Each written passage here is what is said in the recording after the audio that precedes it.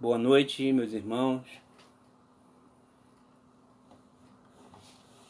É um prazer muito grande estar com vocês novamente. Obrigado pelo convite que me foi feito. Um dia nós voltaremos a nos ver, se Deus quiser, pessoalmente, para que eu possa dar um abraço apertado em todos vocês. Viu? Muito obrigado pelo convite.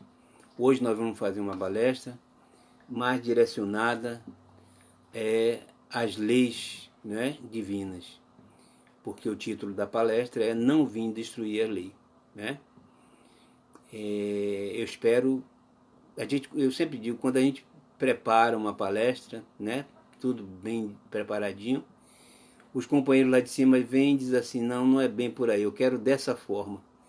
E aí a gente aprende, vocês aprendem e eu também aprendo, porque modifica tudo e termina todo mundo aprendendo. Então vamos aprender nessa noite, se Deus quiser, né, conforme a vontade do Pai. Tá certo? Então a palavra é deles, não minha. Também posso ser um instrumento, mas é mais eles que vão ditar a regra da lei da palestra dessa noite. Então, não vim destruir a lei. Eu primeiro vou tocar uma musiquinha aqui para vocês, para falar do nosso Mestre Jesus, tá? Dizer o que foi que ele deixou para a gente, o que é que ele tem para nos dar, e o que é que ele nos dá sempre, e o que é que ele é para nós. Essa música eu adaptei e ela diz assim: Jesus é aí, uma beleza imensa, toda recompensa de um amor sem fim. Jesus é isso, uma nuvem calma no céu de minha alma, é ternura em mim.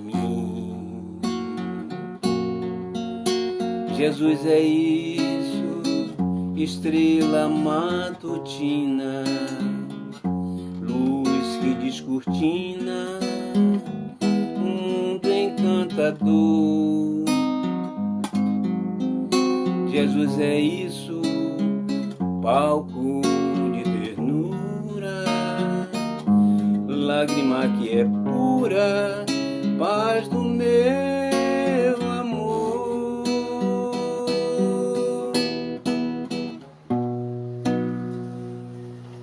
Jesus é isso. Bom, gente, hoje nós vamos falar sobre, como eu já falei, sobre o capítulo 1º do Evangelho segundo o Espiritismo, Não Vim Destruir a Lei. É esse aqui, né? Capítulo 1º, Não Vim Destruir a Lei. Tá certo? Bom, primeiro eu queria fazer um comentário sobre o que é lei. O que é lei? Né? Ora, lei em direito, aqui no nosso planetinha, é uma regra, né, que é obrigatória ou necessária, uma norma ou princípio que deve ser seguido e obedecido por nós que somos, né, os submetidos a essas regras, a essa lei. Tá? Uma lei, do ponto de vista jurídico, é uma determinação dada por uma autoridade maior, uma Assembleia Legislativa, com os deputados, né? Na Câmara de Vereadores, as leis municipais, no TSE, Tribunal Superior Eleitoral, no TST, Tribunal Superior do Trabalho. Então são leis que regulam a sociedade civil como um todo. Sociedade civil, sociedade de um modo geral, né? Uma lei que é instituída, ela pode ser modificada a qualquer momento, dependendo. Tem leis que são dentro da nossa regrinha mesmo, que são imutáveis. São chamadas leis pétreas, né? São imutáveis. Mas, mesmo assim, essas leis, de alguma forma, podem não ser cumpridas. Então, as leis, como as leis divinas, as leis dos homens, como as leis divinas, podem ser cumpridas ou não. Mesmo as leis pétreas aqui no sistema jurídico do nosso planeta, né? Então, autorizar, ordenar ou vedar ações sociais são as funções das leis, tá? Qual a diferença entre lei material e lei substantiva, né? Qual é a diferença? Lei no sentido formal, material, são aquelas leis que respeitam tanto os requisitos de forma como os requisitos de conteúdo. Lei substantiva são aquelas que regulam os direitos e obrigações dos indivíduos nas relações que existem entre o Estado e os homens e a sociedade, e entre os próprios indivíduos, entre as próprias pessoas. Por exemplo, a lei de trânsito, por exemplo. Kardec, nas leis kardecianas, nas leis divinas, já temos uma diferença muito grande. Elas são imutáveis. Essa é que é a grande diferença das leis materiais, substantivas e das leis divinas.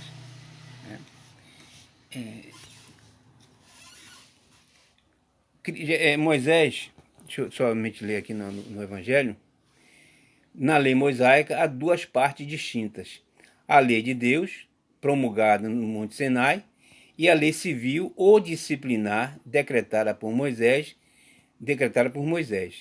Uma é invariável, que é a lei divina, né? E a outra apropriada aos costumes e ao caráter do povo, que se modifica com o tempo.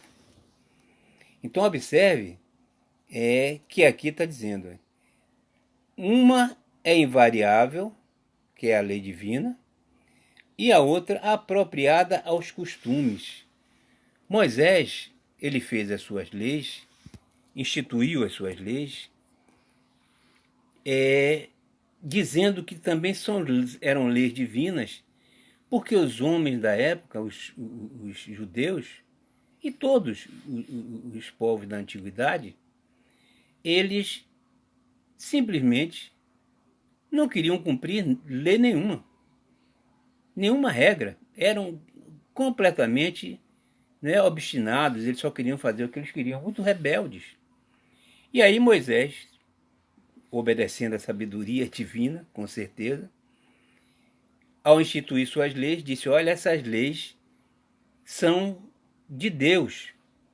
E Deus, esse Deus que eu estou dizendo para vocês, é um Deus terrível. Ele faz de tudo para vocês cumprirem as leis dele. Se vocês não cumprirem as leis de Deus, vocês vão sofrer isso, aquilo e aquilo outro. Ou seja, ele amedrontava o povo com as leis divinas. E as leis civis também dele.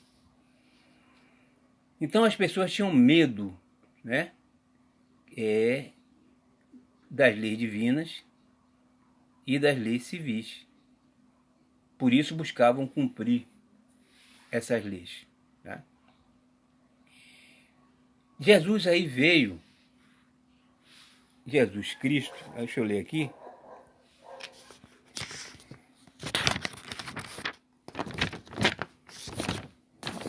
Jesus não veio destruir a lei, isto é, a lei de Deus. Veio cumpri-la, desenvolvê-la, dar-lhe um verdadeiro sentido e adaptá-la ao grau de adiantamento dos homens. Adaptá-la ao grau de adiantamento dos homens. Porque é o seguinte, meus irmãos, nós nascemos simples e ignorantes. Lá de pertinho de Deus. Vimos até o átomo. No átomo, a gente aprende o princípio inteligente, o que é necessário e o que é possível nós, enquanto princípio inteligente, naquele estágio evolutivo, aprender. Ora, vocês vão me perguntar, mas Modesto, a gente tem inteligência para... Não tem, mas aquilo automatiza, é automático. As leis naturais são também leis de Deus. Não tem diferença de lei natural e de lei moral, não. Então, um átomo, a matéria, é regida pelas leis naturais. Se eu, por exemplo, naquela época, estando num átomo de cloro, e tem um outro princípio inteligente no átomo de sódio. Existe um negócio chamado princípio... né? Como é, meu Deus? Atração eletromagnética. Atração eletromagnética. Então, o que é que quer dizer isso? Se eu tiver um átomo de sódio, como eu disse, um átomo de cloro, cada um tem a necessidade de juntar um elétron com o outro. Cada um tem vontade de formar um octeto, né? De resolver a sua problemática do octeto. E eles dois se juntam, entre aspas, pela atração eletrônica. Isso, gente, é o princípio do amor. Essa atração material é onde começa o amor. Veja a inteligência de Deus, né? A sabedoria infinita de Deus. Então a gente começa através de uma atração eletromagnética. Esse é o princípio do amor. E isso fica no princípio inteligente. Hoje a gente não sente, gente, veja se isso não é bem característico. Não sente ainda a atração física quando a gente, né? Um vê uma mulher, vê um homem vê uma mulher. Até hoje a gente não tem essa atração física. Os jovens, não é? Principalmente. Tem. Então, é o princípio do amor no átomo. Depois a gente vai para o vegetal. O amor já se expande quando você senta perto de uma árvore frondosa. Essa árvore frondosa vai dizer assim, olha, eu te amo. Veja como você sente que eu te amo.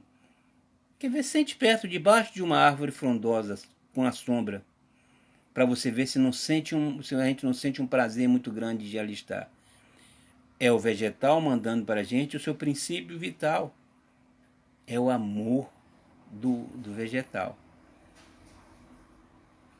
Já no animal, esse amor é muito mais evidente.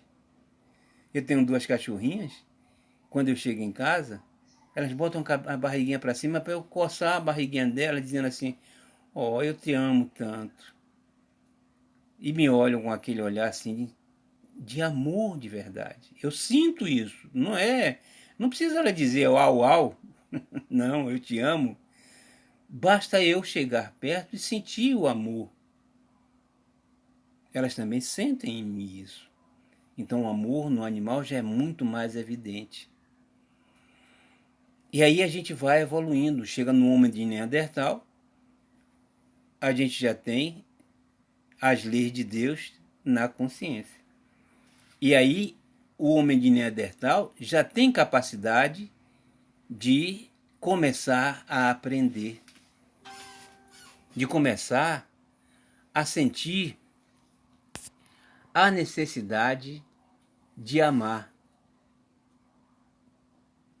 E daí para frente as coisas vão evoluindo, a inteligência, o intelecto vai evoluindo, e Jesus e Deus vão mandando para a gente espíritos para nos ajudar, nos ensinar dentro da nossa capacidade.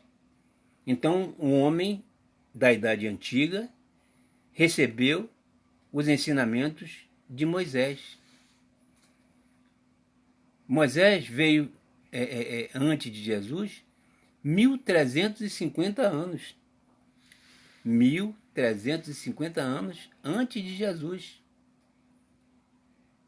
Jesus Cristo, né? Sabia que as leis mosaicas tinham que ser duras, porque os homens da época precisavam dessa dureza, né? E precisava para conter os ímpetos daquele povo, do povo daquela época. Era necessário, não tinha outra solução. Então trouxe Moisés as leis divinas, que são as 10, né? Aqui no Evangelho, né? Diz o seguinte: eu sou o Senhor teu Deus, que vos direi do Egito, da casa de servidão. Não tereis diante de mim outros deuses estrangeiros. Não fareis imagens esculpidas, nem figura alguma do que está acima do céu, nem embaixo da terra, nem do que quer que esteja nas águas sob a terra. Não os adorareis, e não lhes prestareis culto soberano. São as leis divinas. E continuando diz: não pronunciareis em vão o nome do Senhor vosso Deus. Lembrai-vos de santificar o dia do sábado. Honrai vosso pai e vossa mãe, a fim de viverdes longo tempo na terra que o Senhor vosso Deus vos dará. Não matarás, não cometereis adultério, não roubarás, não prestarás falso testemunho contra o vosso próximo, não desejarás a mulher do próximo, não cobiçarás a casa do próximo, nem o seu servo, nem a sua serva, nem o vosso boi, nem o vosso asno, nem qualquer das coisas que lhes pertençam. Então, gente, observe que essas leis são imutáveis. E Jesus, quando veio, ele disse: Moisés, eu não vim modificar as leis. Eu vim dar cumprimento. Vim dar cumprimento. Né? Então, gente, estava na hora de nós, enquanto seres, que ali estávamos também, aprendermos um pouco mais do que as leis mosaicas nos trouxe. Então, embora, né, as leis mosaicas já diziam muita coisa, mas a gente não tinha ainda capacidade de entender bem essas leis. Aí veio Jesus. Veio Jesus e disse: Moisés, eu não vim modificar suas leis. Eu vim dar cumprimento. Mas Jesus mudou sim algumas leis civis. Porque as leis civis, como eu disse, elas eram tidas como leis divinas, porque era preciso. Era preciso. Os seres daquela época precisavam, não é? Dessas leis. precisavam, né, terem seus ímpetos contidos. E aí Moisés dizia que esse Deus, se você não cumprir a lei civil, mesmo a civil, você vai ter um Deus vingativo, um Deus que vai fazer você ranger os dentes no inferno.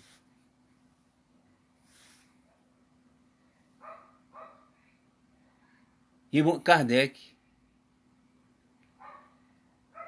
ao invés de criticar as leis de Moisés, respeitou a crença daquele povo, do povo daquela época, dos judeus, né? Esses judeus, como eu disse, viveu 1300 anos antes de Cristo. Ele sabia que as leis mosaicas tinham que ser duras. Ele sabia disso. Ele sabia, né?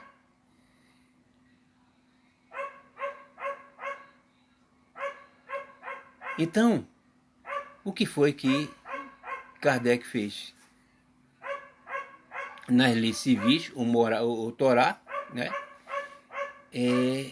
Tinham 613 mandamentos. 613 mandamentos. Mandamentos negativos eram em torno de 218. E positivos, farás isso, não farás aquilo, farás outro. Eram regras, né, de sacrifício de animais. Por isso que Jesus modificou algumas leis civis. Porque essa mesmo dos animais, Jesus modifica dizendo: misericórdia quero e não sacrifícios. Jesus resume a lei antiga de Moisés, né? Gente, resume completamente na seguinte frase: amar a Deus sobre todas as coisas e ao próximo como a si mesmo. E completou: aí estão todas as leis e o profeta. Gente, isso foi dito como se fosse o resumo das leis mosaicas, o resumo das leis de um modo geral. Então, e é verdade. No momento que a gente ama a Deus sobre todas as coisas e ao próximo como a si mesmo, para que mais alguma coisa? De verdade, não é amar de mentirinha, é amar de verdade. Agora, primeiro a gente tem que amar a si próprio, para que a gente entenda o que é o amor. Depois que a gente ama a si próprio, aí a gente está pronto para amar o próximo. Depois que a gente ama o próximo, a gente joga o amor no universo. E aí Deus percebe. E aí diz assim: ah, ele está me amando. Então, amar a Deus sobre todas as coisas e ao próximo como a si mesmo, foi o que Jesus disse, né? Para realmente fundir, solidificar as leis mosaicas e as leis de um modo geral. As leis de um modo geral, né? Então, Kardec diz ainda: nada ensina o Espiritismo, nada, que seja contrário ao que o Cristo ensinou, mas complementa. Porque Moisés foi complementado e algumas vezes modificado por Jesus. Mas Kardec e o Espiritismo não modificou nada que Jesus ensinou. Não modificou. Jesus complementou, o Kardec complementou, Kardec explicou o que Jesus nos ensinou. O que Jesus nos ensinou. No livro O Consolador, psicografado por Chico Xavier, Emmanuel pergunta aos espíritos. Deixa eu ver aqui, gente. Na pergunta 268. Os 10 mandamentos recebidos por Moisés no Sinai, base de toda a justiça até hoje no mundo, foram alterados pelas seitas religiosas? Aí os espíritos respondem.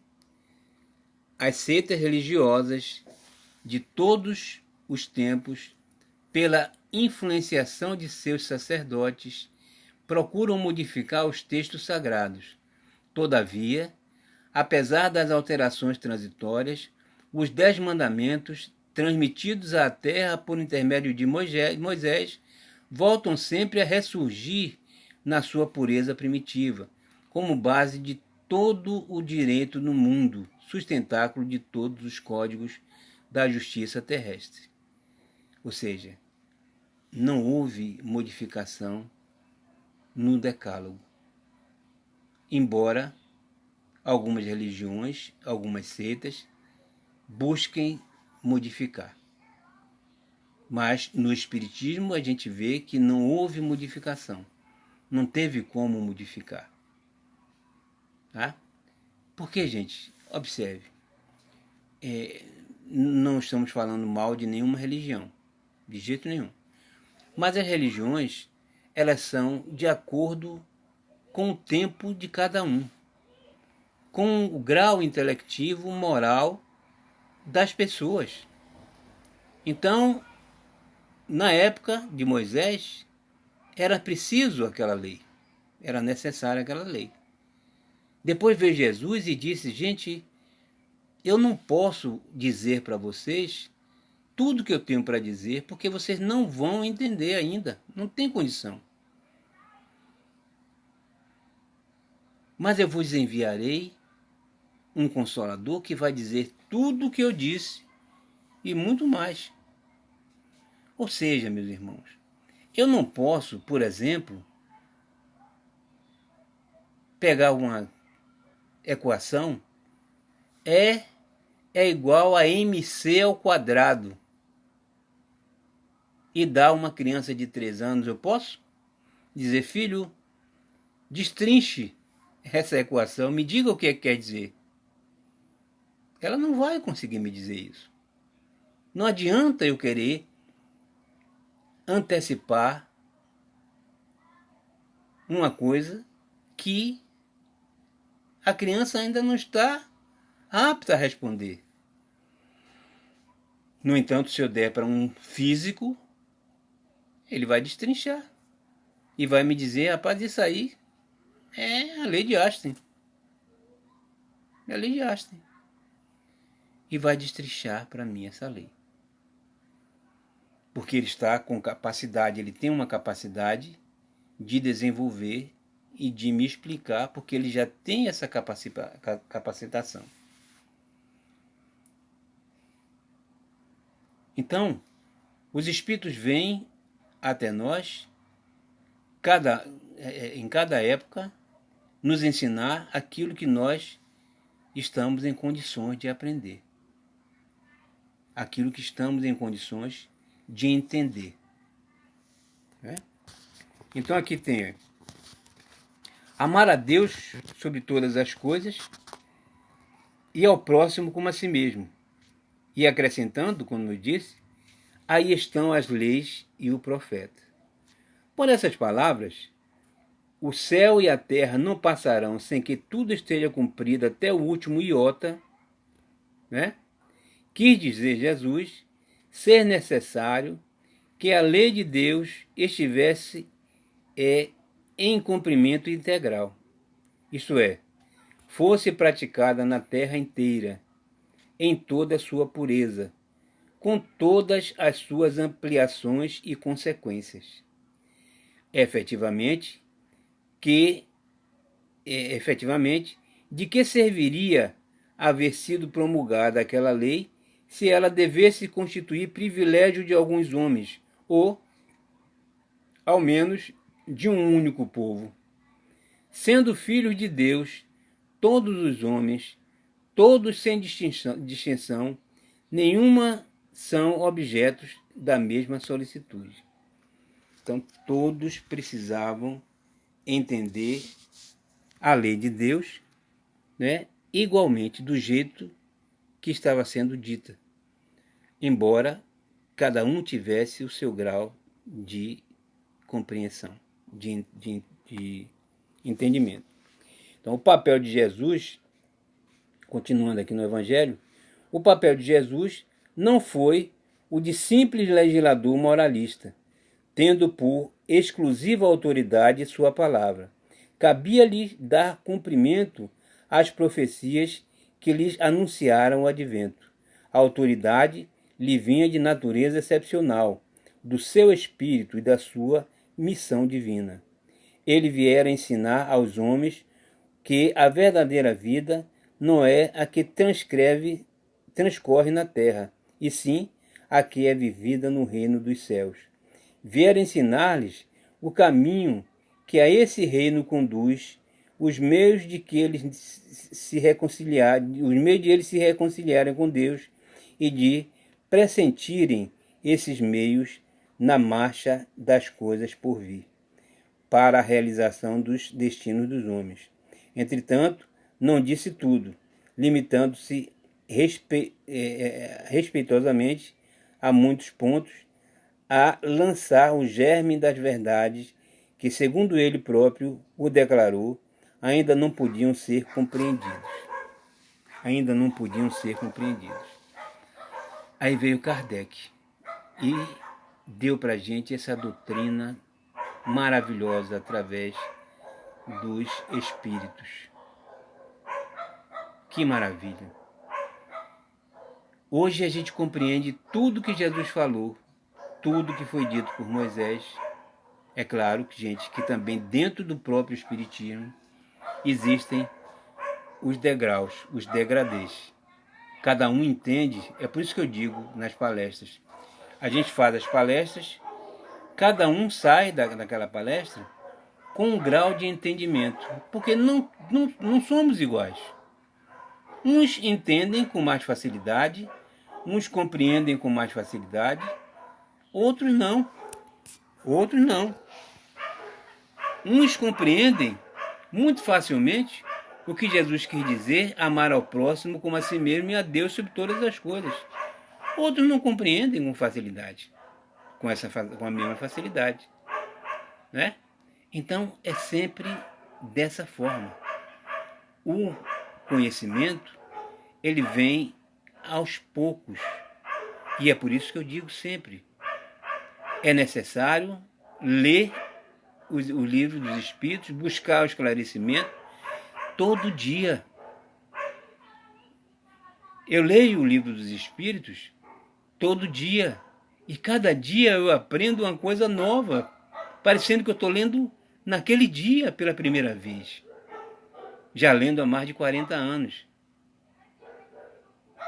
Então, gente, temos que ler e buscar esse aprendizado, porque nós ainda não aprendemos praticamente nada da doutrina espírita. E no dia que nós aprendermos, de fato, a modificação, a transformação íntima ocorrerá inevitavelmente.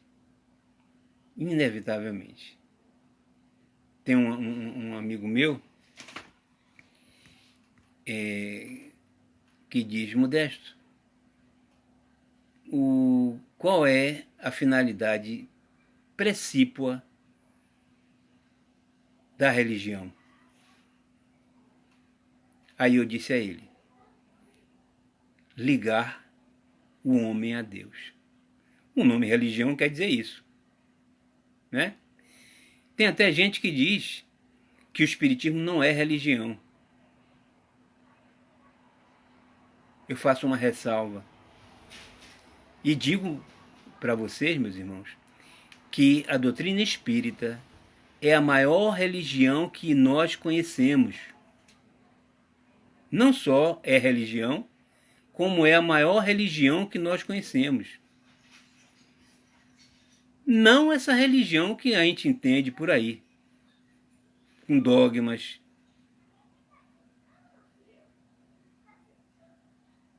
Mas a religião que nos liga a Deus com mais facilidade, porque nós conhecemos muito mais do que muitas outras religiões. O esclarecimento da doutrina espírita, gente, é sensacional. Nos facilita a comunhão com Deus acima de qualquer outra religião aqui na Terra. Então é uma religião, sim, religare, quer dizer isso.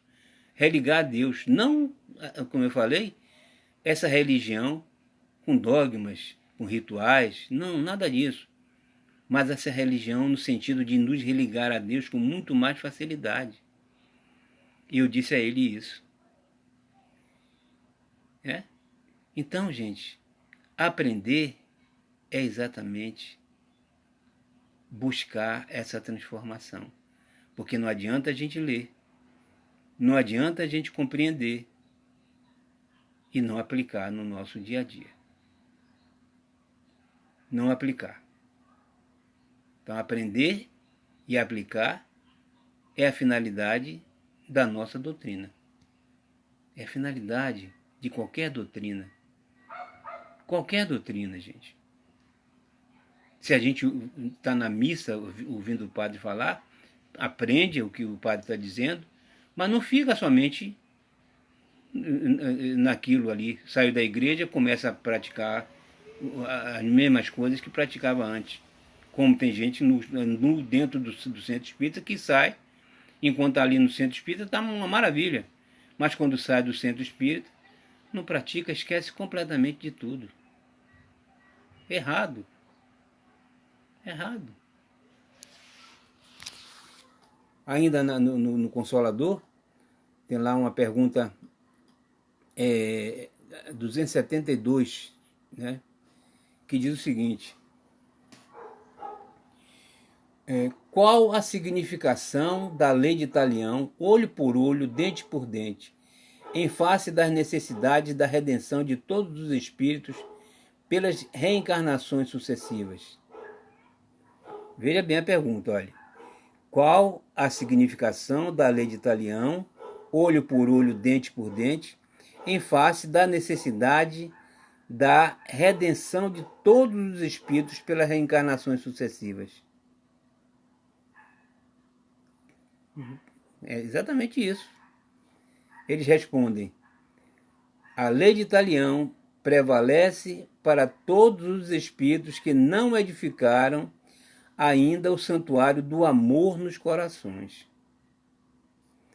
e que representam a quase totalidade dos seres humanos que não sincronizaram o amor no coração.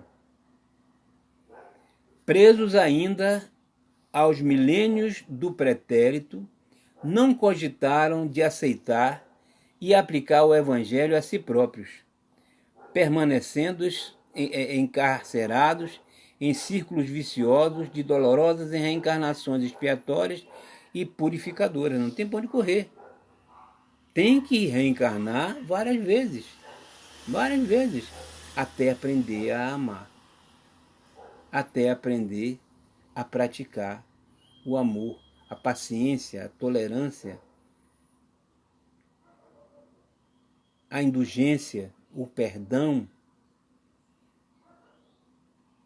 Como já foi dito, o profeta hebraico apresentava a revelação com a face divina da justiça, mas com Jesus, o homem do mundo recebeu o código perfeito do amor. E se Moisés ensinava o olho por olho, dente por dente, Jesus esclarecia que o amor cobria a multidão dos pecados. E foi isso que Jesus disse. Como se conversando com Moisés, Jesus falasse: Moisés, eu compreendo que a sua lei, olho por olho, dente por dente, é correta, ela vale. Não estou dizendo que está errada, não, porque é uma lei divina, é lei de causa e efeito, mas não é somente através do olho por olho, dente por dente, que a gente paga e corrige o universo colocando um mais no menos que você colocou. Não. A gente pode corrigir através do amor, através da prática da caridade. Agora, fora da caridade, não há salvação. E foi com Jesus, gente, que nós entendemos que a prática do amor e da caridade é essencial. A prática do perdão é essencial. A gente precisa se desvincular da matéria, ver que a vida espiritual ela tem que prevalecer em nossas vidas. Nós temos que viver um mundo material, porque estamos encarnados e precisamos. Não é nenhum pecado você ter bens materiais, nem buscar esses bens materiais. Não é nada disso, é pecado. O problema todo está em você só querer bens materiais e se apegar a esses bens materiais, esquecendo que existe um mundo espiritual bem mais importante do que isso. Quando a gente entende, meus irmãos, que o mundo espiritual existe e que deve ser dado muito mais importância a ele, a vida da gente modifica completamente. Agora, se a gente só dá importância às coisas materiais, a gente vai sofrer muito, muito, muito, muito. Tem uma historinha que eu sempre conto com essa questão do mais importante, né? Que é o mundo espiritual. Uma mãe andando com um filhinho de 3 anos de idade, ela ouviu numa gruta uma voz dizendo: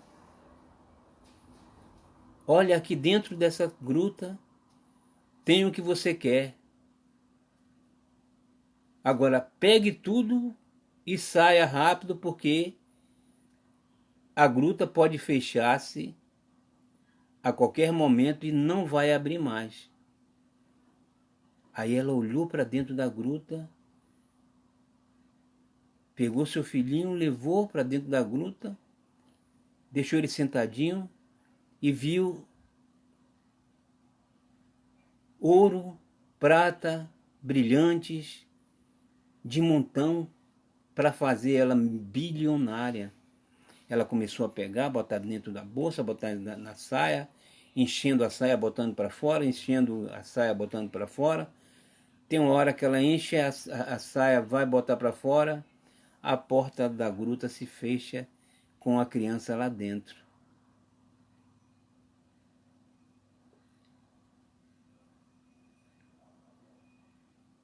Ela esqueceu o mais importante. Ela estava com a riqueza milionária, as coisas materiais, que vão ficar aí. Mas e o filho? Que é muito mais importante. Ela deixou lá dentro. Então, gente, ao invés de buscarmos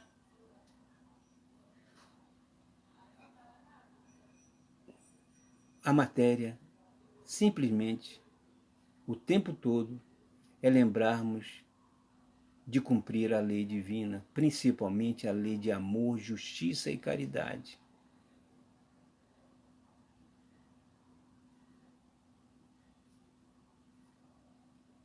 O povo hebreu, muitos buscavam cumprir essa lei, o decálogo. Mas muitos não cumpriam.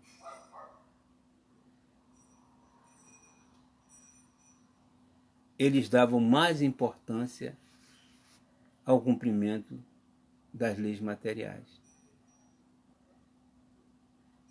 do que as leis divinas, que eram mais difíceis, que diziam respeito à moral, que diziam respeito, né,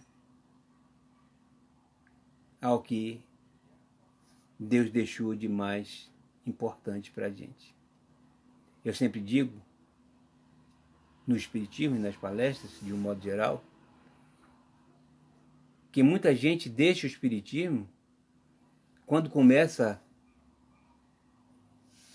a sentir que o Espiritismo é difícil de ser cumprido porque, na verdade, não obriga, mas faz com que a gente entenda que precisa mudar moralmente. Mudar os hábitos, ter mais paciência, ter mais amor, ter mais tolerância, perdoar. Aí as pessoas pensam duas vezes e aí dizem, não, eu vou buscar uma outra religião que eu tenha as coisas de mão beijada, ou que eu pague e eu receba sem precisar modificar o meu interior, sem precisar dar o braço a torcer a ninguém, sem precisar baixar o meu orgulho e ser humilde, sem precisar nada disso. E aí sai do Espiritismo, porque o Espiritismo está pedindo muito. E na verdade não está pedindo nada. O Espiritismo dá a você as condições para ser feliz, que são essas modificações. São esses atrelamentos às leis divinas. Mas a gente não quer. A gente quer é viver, entre aspas, livre de problemas. A gente não quer problema. A gente acha que as leis divinas são problemas para as nossas vidas, quando na verdade elas são soluções. É o amor de Deus que vai fazer com que a gente seja feliz. É o amor que temos por Deus é que vai fazer com que a gente seja feliz. Então, gente, é isso que nós temos para hoje. Muito obrigado a todos. Eu quero somente tocar mais uma musiquinha para que a gente possa se despedir, né? Feliz. Felicidade foi-se embora e a saudade no meu peito ainda mora, e é por isso que eu gosto lá de fora, porque sei que a falsidade não vigora.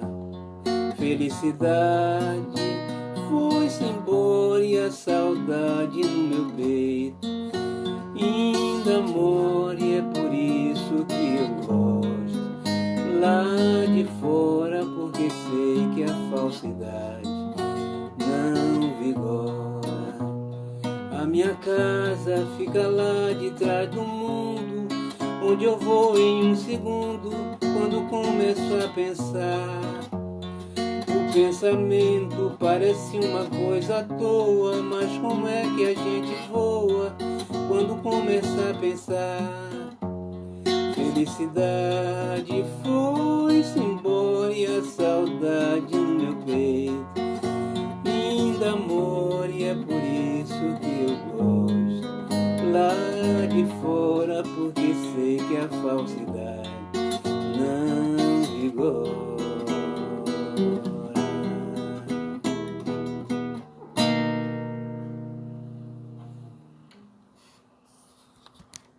Então é isso aí, gente. Agradecido a todos vocês pela atenção. Perdoe se eu não atendi a expectativa. E estou querendo, né, chegar até vocês, não apenas virtualmente, mas pessoalmente, para dar aquele abraço apertado. Fiquem com Deus, uma noite maravilhosa, um dia maravilhoso, uma tarde maravilhosa, dependendo do horário que vocês estejam me ouvindo. Muito obrigado. Boa noite.